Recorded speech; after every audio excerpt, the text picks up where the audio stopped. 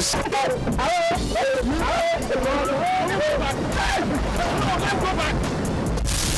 Abdallah, have you put pepper in the tea? My environment alone will tell you that I'm rich. I've chosen to be in one of the very shallow pits. They also do have miscreants, but it doesn't mean that all of them are criminals. We do not have a good geo-database of our mineral resources. This is a time for us to share the oil money. So terrorism is not going to be accepted on this continent. If they see them coming here and going back, they will be killed. But God willing, I'll be back alive. We're just about leaving on the night patrol with the AU forces here in Somalia. The real issues, the real talk. We are working together for the development of Ghana. It means that we have separation of powers. Already we're talking about moving from what? A deficit of some 9% to 6.5%. The critical challenge that faces every leader in the world today is the issue of creating jobs. We will put at least 1 million people to work. Ghana, after 60 years, has a public structure that is not responsive. Mr. President, I know this is your main issue why you came here. Join me, Abdul Moomen. Moomen tonight, from Monday to Friday, 8:15 p.m. to 9:15 p.m. on GBC 24. I'm exceedingly excited to welcome you to Moomen tonight here on GBC 24. My name is Abdul Moomen, and tonight we'll take a look at the media, but the media outside of Ghana. You know, Malawi, well, it is a landlocked country in southeastern Africa and is defined by its topography of highlands split by the Great Rift Valley and enormous lake, Malawi, a predominantly subsistence farming country. Malawi is a multi-party democracy with a constitutional power which is being shared between the president and the 193 National Assembly. International observers characterized the 2014 presidential and parliamentary elections as free, transparent, and credible. Basically, the media are described as performing traditional three functions. Now, these are the conventional social functions the media render to the public, but which is equally applicable in the broader sense in national development pursuit. Reverend Patrick Semphere is a communication specialist with the Malawi Education Sector Improvement Project, a former chairman of the Media Council of Malawi. He currently serves as a commissioner in the Human Rights Commission, and he is my guest as we take a look at the role of the media in promoting development in Malawi in particular and in Africa in general. Reverend, thank you very much for accepting our invitation here this evening. Thank you, Abdul. And is this your first time in Ghana? This is my first time in Ghana, and I have lots to write home about. It's been an incredibly enriching experience to experience the life in Accra in particular. You know, I always want to find out from you know, people who visit Ghana for the first time, when you landed at the airport and when you came out, you know, into the Accra space, so to speak, what were your initial impressions? I think my initial impression essentially was here is a land in Africa that I've always read about in the books, in my history lessons. And, you know, for the first time for me to, you know, just have the experience of touching down and anticipating a remarkable time in Ghana. So for me, I think the, you know, from where I'm coming, Accra is obviously much bigger in terms of size than my own capital, Lilongwe, and so one becomes awestruck by, you know, the different levels at which you know, our cities have evolved. So I think for me it's been, every day has been a day of discovery in terms of just looking at what Accra is all about. Have you perchance had a chance to read Ghanaian newspapers, listen to radio stations in Accra, or perhaps even watched the news on TV? And if you have, what do you make of the media space in the country? Yes, I've done that. In the little time that I've had access to being able to watch television and listen to radio, I think for me, the immediate impression is that of a striking media diversity that you have in Ghana, in terms of the diversity of television and radio stations, not to talk about there's so many languages in which the programs are being broadcast. So for me, I think diversity is the issue, and then secondly, I think just look at the astonishing level of freedom with which journalists are able to articulate issues of national interest. For me, I think Ghana has come a long way in terms of being able to pursue media freedom. I know that media freedom is not a station you arrive at. It's a matter of traveling, and so I know that we long for more space in terms of being able to operate as a media more freely. But I would say that I think you guys are doing remarkably well in terms of consolidating the hard-won democracy. And now that you have brought in the issue of media freedom, just about a couple of months ago, maybe 2 months ago, Ghana had the privilege of hosting the World Press Freedom Day right here in Accra. And on that occasion, the impression given out there was that, yes, just like you have said, a lot of progress has been made, but as we speak, across the world, some journalists continue to be killed in the course of their duties and so on. In your personal point of view, how well has the continent of Africa performed in terms of freeing that space for media persons to work? I would say that one would be able to make some generalizations in terms of the trend across the board.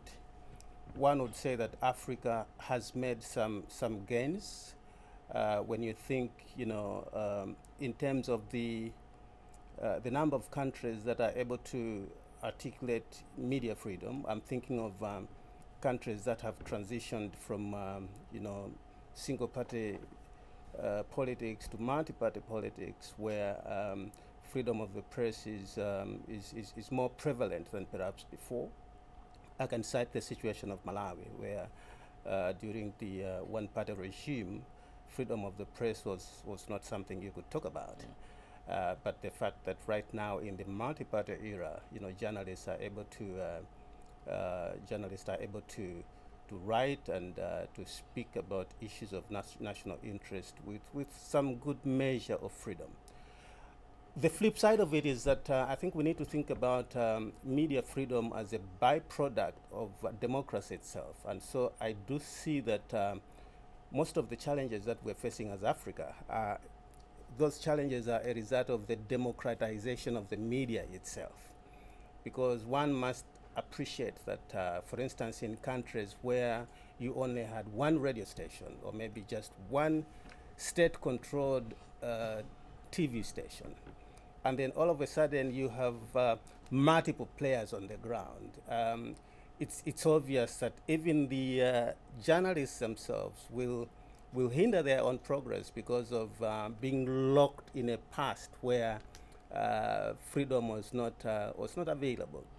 So I would say that there are case-to-case, situations where some countries are obviously doing much better, other countries are not doing much better, and so, in my view, cross-pollination of experiences makes a difference when we want to see how we move forward as a continent. Others have said that when you allow too much press freedom, that freedom can be abused by the press itself, and that can lead to chaos within some countries. You believe that the media across Africa has not been responsible enough with the freedom that it's been given? I think one needs to look at that reflection from the perspective of human rights. You know that in most of our countries, democracy has ushered in human rights. and therefore the sheer understanding of human rights as being you know, a two-sided you know, dimension where you're looking at the rights themselves but also responsibilities. And I find that for the press, where democracy has emerged, often the scenario is one where journalists have been celebrating the euphoria of this newly found freedom to an extent that oftentimes they have gone overboard to forget the fact that besides the rights, the right to the free press, the right, you know, freedom of expression, that there is also the requisite responsibilities that must accompany, you know, press freedom. And I know that in many countries, in some countries, there are actually laws that safeguard people's privacy. And so, as a journalist, I can't just go about and writing about, you know, things that will eventually land me in trouble. So it's a balancing act that journalists need to pursue in the pursuit of their responsibilities. We'll zoom into many of the issues that you have already spoken about, but you are coming from Malawi and you were very much involved in activities prior to the election itself. You moderated the 2014 presidential debate, am I right? Yes, yes, I did. Okay, so tell me about your experience. Over here, I was privileged to be part of the presidential debate in 2016. It was challenging as much as it was exciting. I don't know what it was for you. I think for me it was an historic moment. First and foremost, to be identified as somebody who could quote unquote referee the presidential debates. You must appreciate that 2014 was the first experience for Malawi to have presidential debates. And so being the first experience, people were saying, okay, will this thing work?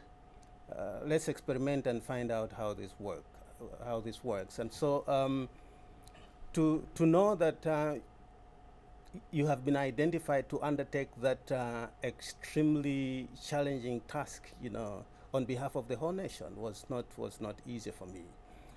And then secondly, the very fact that our own presidential debates had a whole contingent of 11 candidates.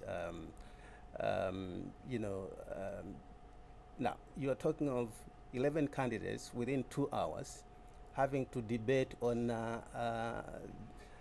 you know, 6 different, you know, areas, and just how do you provide some in-depth interaction with the with the candidates? That was a challenge, because then you found that you were gasping for time, so to speak.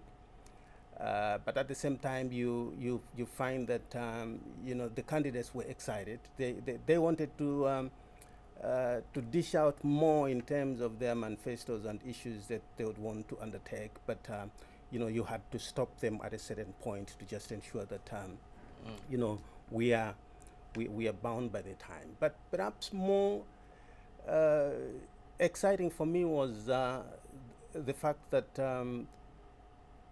we were beginning to see a transition from personality-based politics to issue-based politics, because all along in Malawi, you have people who think that you know, the more I castigate the other candidate, the more I'm bringing light on myself. But the truth of the matter is that one needs to project issues that speak about their own capacity, their own, you know, being a president, you know, a presidential candidate worth being appointed into power. So at the end of the day, I was so delighted that we were able to usher in that you know, that new era where people begin to look at issues as well as opposed to focusing on personality. So I'm incredibly confident that subsequent elections should be able to build on the experiences that we gained in that presidential. Are we not copying blindly from the West regarding these presidential debates, which is becoming very popular among African countries? You have mentioned that you had to moderate 11 candidates, whereas in the U.S., for instance, it was just, and it has always been between 2 candidates. There's a formula to take out some people probably defined as not front runners, and then leave the 2 front runners to do so. We can't do same in Africa, and within 2 hours, you cannot have 11. In Ghana, we had about 7 or 8 people making sense and being able to project and actually articulate their plans within the time stipulated. Are we not copying blindly? Well, I would say yes and no. Yes, in the sense that we must appreciate the fact that presidential debates are not a homegrown phenomenon for Africa.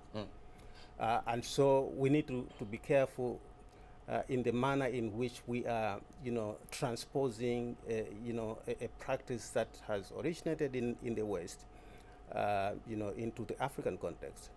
But I would say that debates have a place in Africa, because we need to appreciate that traditionally, if you look at the chieftains, the chieftainship, kind of format of presidency, where a president or a political leader thinks that by virtue of their responsibility, no one can question them, and that's essentially,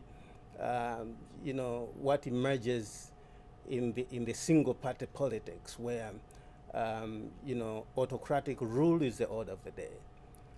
And so you discover that in terms of accountability, our leaders need to begin to speak about their aspirations. They need to begin to make themselves vulnerable. And presidential debates do provide us with that opportunity where people are able to interact with their presidential candidates through the moderator, and in other arrangements, maybe through people who are able to interact with them through some electronic means and so on and so forth. So I would say that for Africa, we definitely need to evaluate the debates, tweak them to suit our context, but I think that they do provide an important avenue in terms of being able to hold our leaders accountable. All right, you're a communications specialist, and I'll come back to ask you specific questions about the media in your country, Malawi, one of which will be the fact that generally reading around opinions about, the media in Africa, there seems to be that perception out there that instead of the media having the power to set the agenda, politics has permeated so much so that the media now follows the agenda that has been set by politicians. I'll find out from you if that's what happens in your country, for instance. But before we get to that, Malawi. I know Malawi as one of the first, well, perhaps the second country in Africa to have had a woman president after Liberia, in the person of Madame Joyce Banda. And then you had a peaceful election in 2014. What else do we know about Malawi? What else can you tell us about Malawi? Abdul, I'm delighted that question comes in this program, because if I was in a similar program in a Western television country, in a Western television station, I would not assume that my viewers would have a clue even where Malawi is. I had the shock of my time when I was in the States a few years ago, where somebody says, "Oh, you are from Malawi. In which part of Kenya is Malawi?" Oh my God. Right. So I said, we need to do a lot of homework in terms of just projecting where Malawi is. And so coming to Ghana, I didn't anticipate that one would have to belabor themselves in terms of indicating where Malawi is. But you'll be surprised. A couple of days ago, somebody says, "Oh, you're from Malawi. Okay, how is Kampala?" Now, I'm saying, I had thought that this is a Western problem, but looks like even within Africa, we need to do a little more, sensitization in terms of where our countries are. But for me, I looked at it as a good problem because I was saying perhaps it does reflect the fact that Malawi is not in the news for the wrong reasons, and therefore people don't tend to hear much about Malawi. But suffice to say that Malawi is just so that we don't leave any viewers behind. Malawi is bordered by Zambia, Mozambique, and Tanzania. We are a landlocked country, and yet not locked out of opportunities. Malawi does boast of a diversity of natural resources, and the most key being our beautiful Lake Malawi, with its flagship, fish, we call it chambo. I've not tasted anything that's like chambo in Accra's yet. And so if you visit Malawi, Abdul, make sure that you sample chambo. Now, in case it sounds like I'm just bragging about Malawi, but if you read what CNN Travel, said recently, they actually listed Malawi among 18 places to travel to in summer, this 2018. So that speaks of the fact that Malawi has lots to write home about, and we pride ourselves in being the warm heart of Africa, and that simply speaks of the warmth of the people, the friendliness of the people. Now, I have sampled the friendliness of Ghanaians in the 2 weeks that I've been around, and so I noticed that Malawi has stiff competitors in terms of friendliness, but we are a peaceful country. We are a peace-loving country. You describe your country as a peaceful country, but would you describe it as one, and especially because you are Human Rights Commissioner in your country, would you describe it as one that respects the human rights of its citizens, especially given the fact that until recently you had just one party state, and it turns out that under such governance structures, a lot of human rights abuses take place? Well, one needs to appreciate the kind of transition that has taken place in Malawi. If you look at our experience during the one-party era, there were undeniably, lots of human rights abuses. I mean, the very fundamental freedoms of freedom of expression, freedom of association, freedom of conscience, all those, were a challenge during the one-party era. Now, the democratization of Malawi has ushered in a new Republican constitution, which has enshrined into it a Bill of Rights that now prescribes, specific rights that Malawians can enjoy. And, there's a cluster in there of specific rights, economic, social, cultural, and political rights that Malawians are currently enjoying. So on that score, one would say that Malawi has made a quantum leap in terms of human rights. At the same time, one needs to appreciate the fact that human rights are relative. When you think in terms of some of the universally accepted human rights and perspectives that one would call cultural relativism, where one needs to strike a balance between those universally accepted principles and where the rubber meets the road, issues which, culturally speaking, people think that these are not akin to our, norms and practices and so on and so forth. So one would say that Malawi has made some strides, but obviously there still needs to be more education among the people, for them to understand, the whole essence of human rights, and indeed a little more dialogue among Malawians themselves, so that when we're talking about human rights, then you're talking of rights that people not only embrace, but rights which people, would be able to promote. And still talking about the media, now focusing particularly on the media in Malawi. Like I said before, that perception that most of the media now, instead of setting the agenda, the public agenda, now kowtows to the whims and caprices of political parties and allow politicians and political parties to set the agenda for the media. Is the same in Malawi? Well, I would say that for Malawi, one needs to look at the different dimensions of media practice. There is the, what I would call the commercial dimension of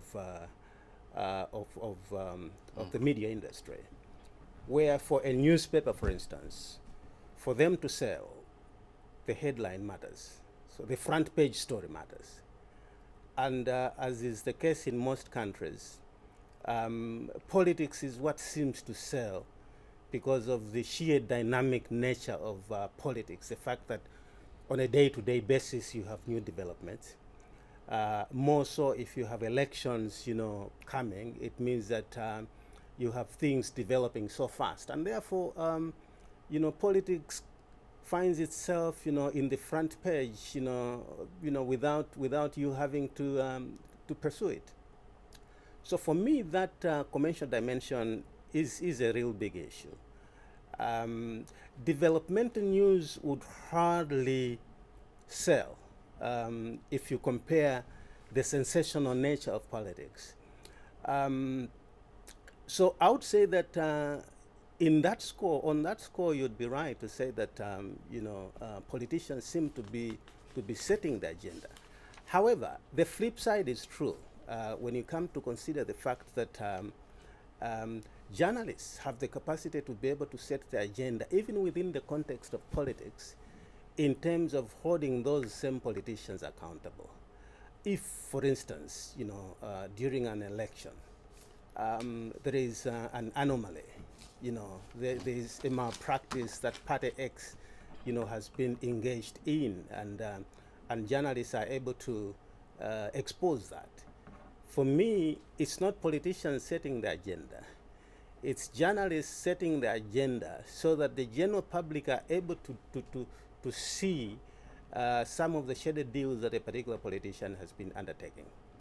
So I would say that it's a chicken and egg situation in terms of who is setting the agenda. But I do believe that journalists have the capacity to be able to set the agenda in terms of being able to influence what's in the public discourse.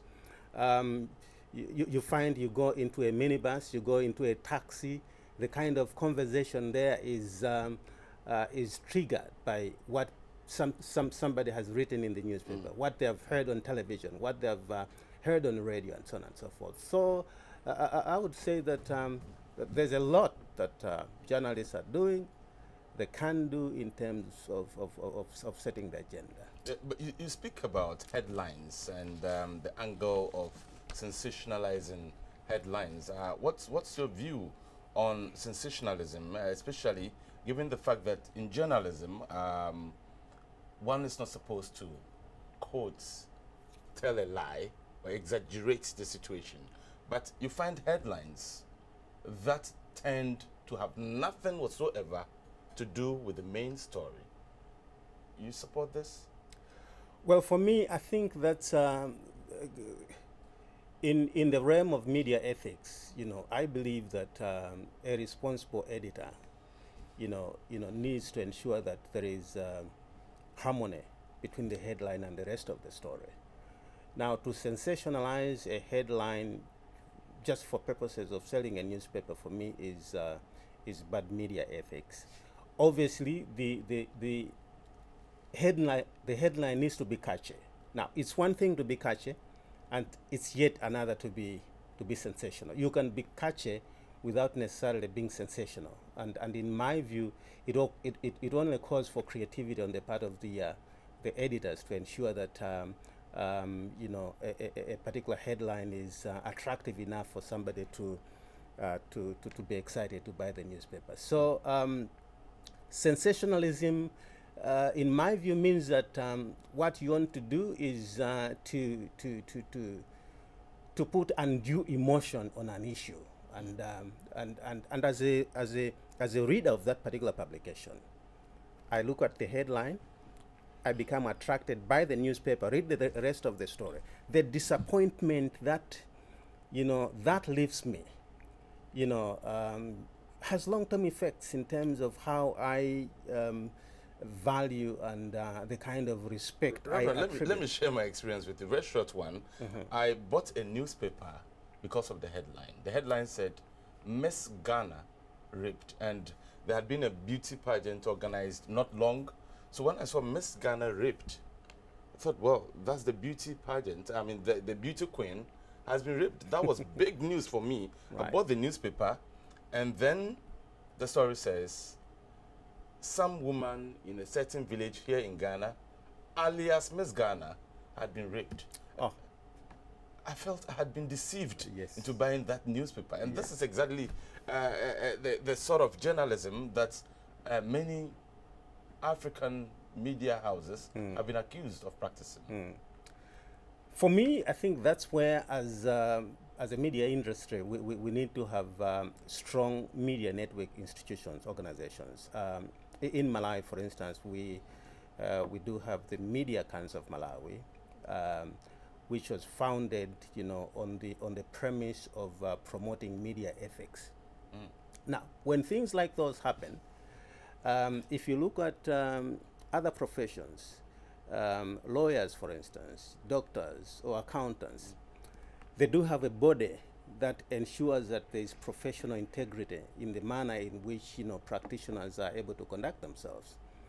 For me, things like those need to be checked by journalists themselves, because when you wait until, you know, outside bodies, you know, intervene or drag you to court or things like those, then it's as if the media themselves do not have the capacity to be able to, you know, as it were, police themselves. And for me, that's where the whole question of media regulation comes on board. Some countries have statutory media regulation, others have voluntary media regulation. In my view, we don't have to wait until government regulates us before we can have our act together.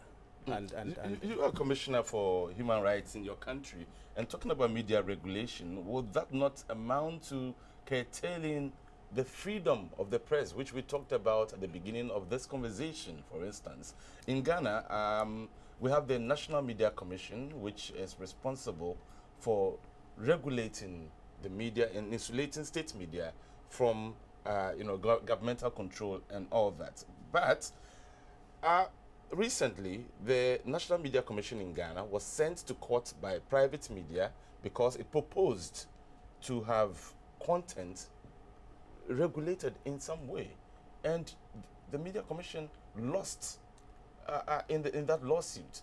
So to the extent that we cannot have total control of the media, to the extent that we say, let's ensure freedom of the press, I find it a bit contradictory that you are talking about regulations right now. Abdul, I talked about two strands of regulation. There is statutory regulation and there is voluntary regulation. Now, in Malawi, we opted for voluntary regulation, where the Media Council is premised on you know, having structures where people are able to complain and raise concerns about, you know, media malpractices. So for me, if you go for voluntary media regulation, it means that as a media you are saying, okay, let's set our own house in order. Let's ensure that media ethics are being, you know, complied with. And in that regard, then we will ensure that whatever issues are happening within the media, are being taken care of by, if you like, our own media ombudsman. Now, that's one approach. The other approach, other countries have taken the approach of having a statutory, media regulation, where media regulation is pursued by an act of parliament, and so on and so forth. There are pros and cons to each of those, Right. because like for voluntary media regulation, some have raised a concern that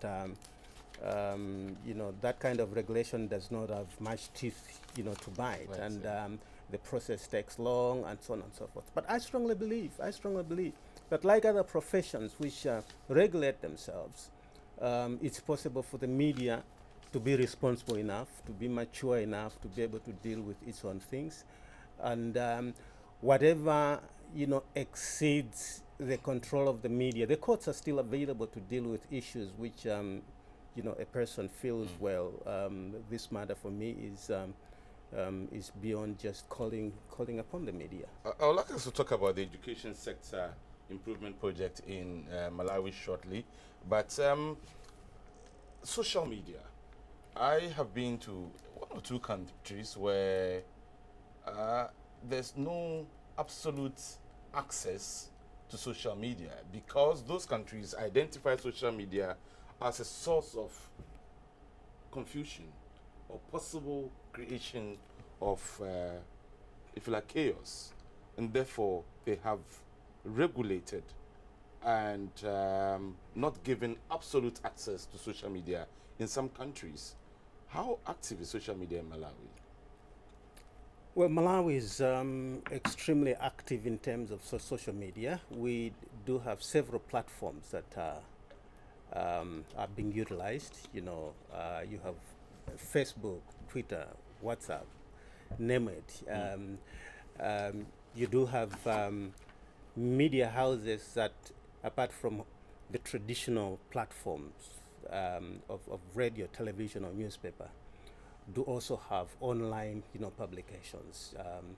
And for me, it's a response to a widening, global market, where if for instance, you have, somebody who is a Malawian and they are studying in Germany, they would want to be kept abreast with news in Malawi. So you do find that that diversification of media platform is a big plus in terms of ensuring that information interchange is happening without hindrance.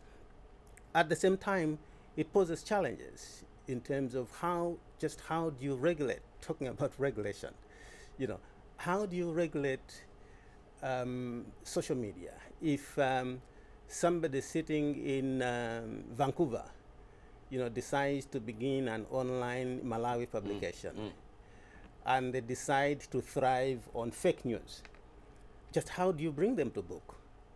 Those are the real challenges. And within Malawi, there have been conversations and legislation that has moved in to try and deal with those issues. But your guess would be as good as mine that the issue is more elusive than you'd ever think of, because I mean, you have no control over who opens a blog, over who does a Facebook page. Right. You have absolutely no control. Yes, let's talk about other issues now, because you are former chairman of the Media Council of Malawi, but now you are the communications specialist for the Malawi Education Sector Improvement Project. In Ghana, education is one of the key areas for the current government. It's implementing what it calls the free senior high school policy, which I would like us to make some comparisons with, if it's possible. But first, tell us about the Malawi Education Sector Improvement Project. What is it? This project is supported by Global Partnership for Education to the portfolio of $44.9 billion US. The project is premised on supporting the Ministry of Education towards the improvement of the equity and quality of primary education. So this is based on the understanding that we need to focus on first things first, and this is primary education, and essentially to ensure that in early grade levels there's improved accountability, there's improved functioning at school level. So essentially this particular project, which is a 4-year project, is aimed at improving the equity and quality of primary education. Why the focus on primary education and not secondary or tertiary, for instance? Why is the focus so much on primary education? The understanding and the research has demonstrated that if you inject quality in primary education, it does have some knock-on effects in the upper level, stratas.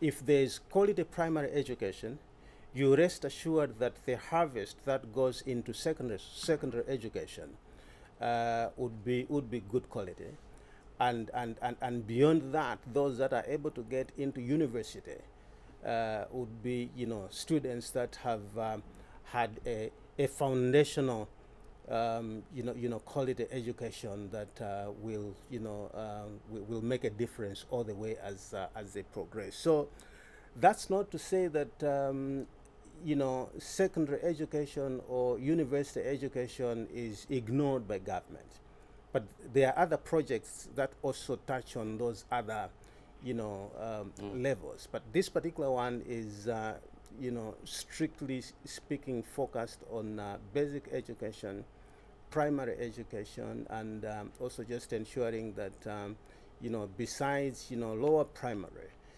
that girls in upper primary are supported to ensure that they are able to complete their education, and for those that perhaps dropped out, they are able to get back to school because of an environment that has been created by this particular project. And this project has 5 components? This project has 5 components, yes. The first component has got to do with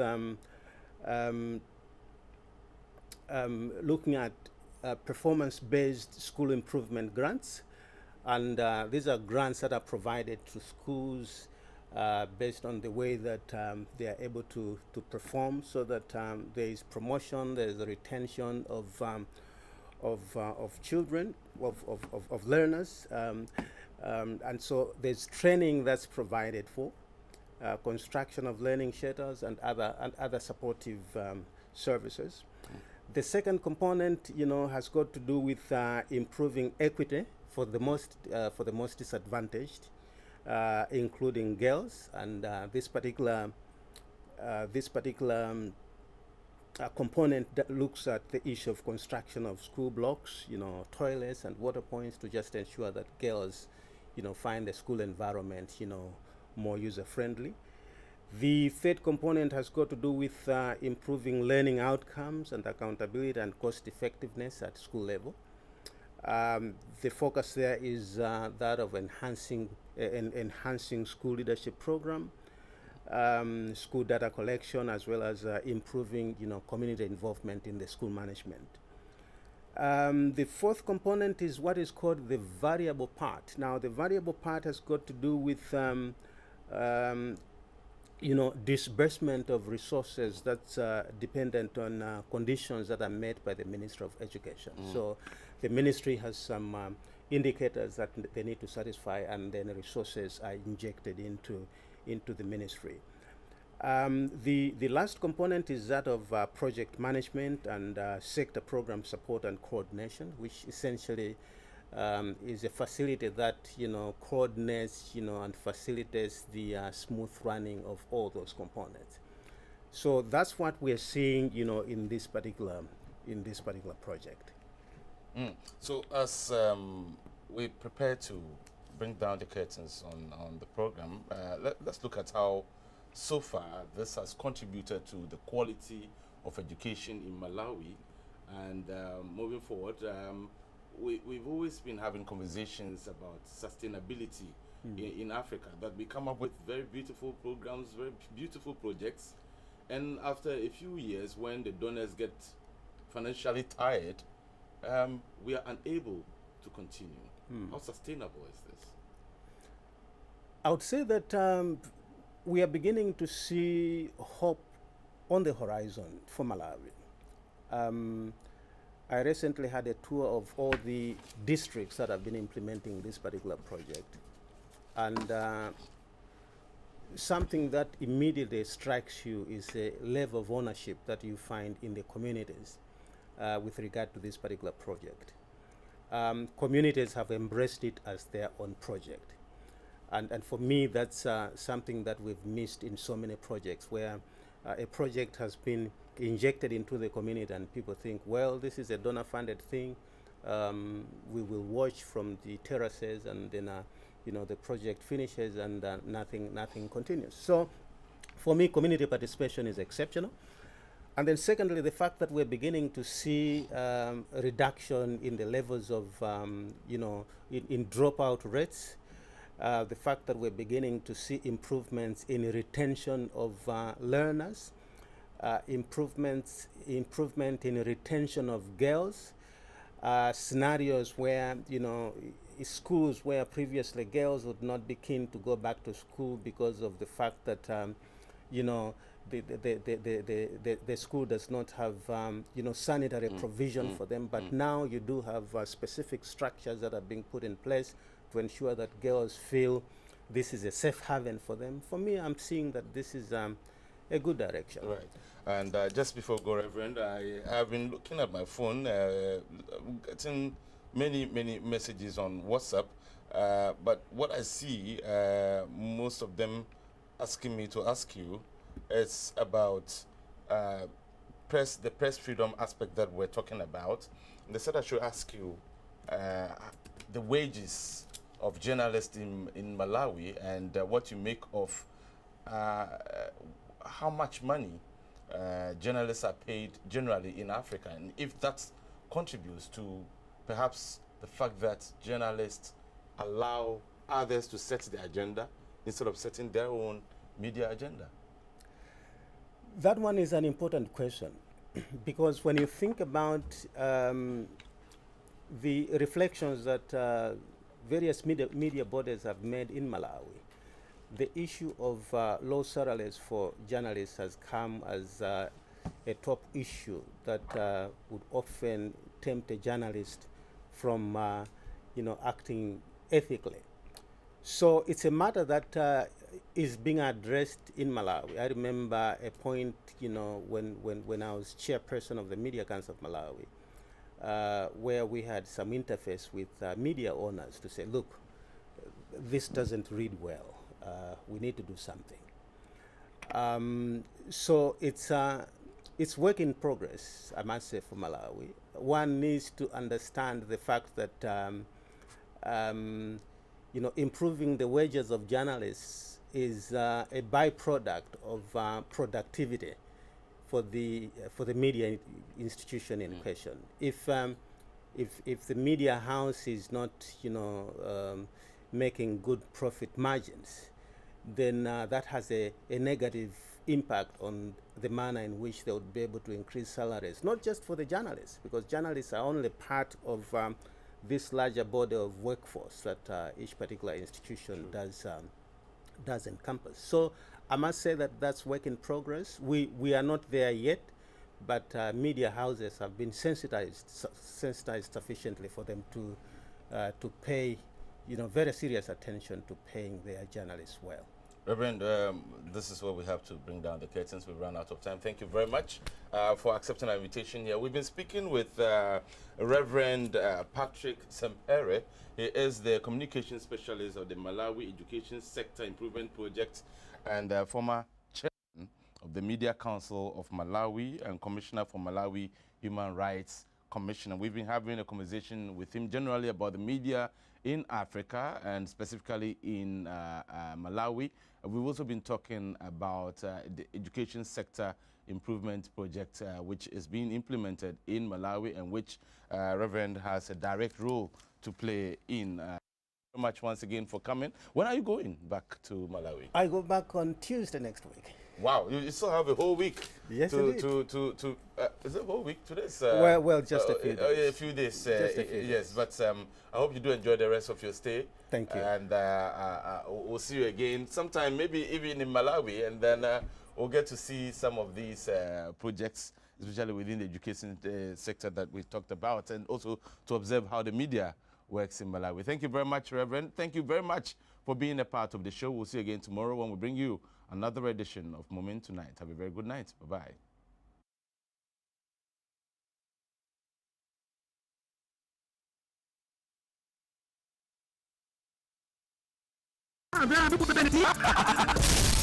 My environment alone will tell you that I'm rich.